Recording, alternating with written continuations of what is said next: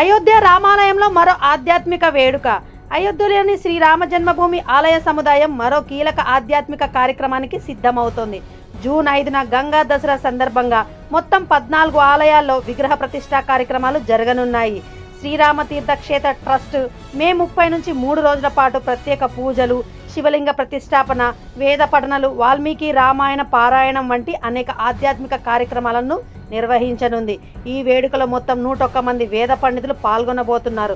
ప్రధాన ప్రాంగణంలో శివుడు, సూర్యుడు, గణపతి, హనుమంతుడు, భగవతీదేవి, అన్నపూర్ణాదేవి ఆలయాల ఏర్పాటు చేయనున్నారు.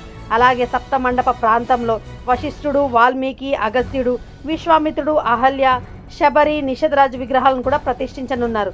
లక్ష్మణుని విగ్రహాన్ని శేషావతార రూపంలో ప్రత్యేకంగా ప్రతిష్ఠించారు.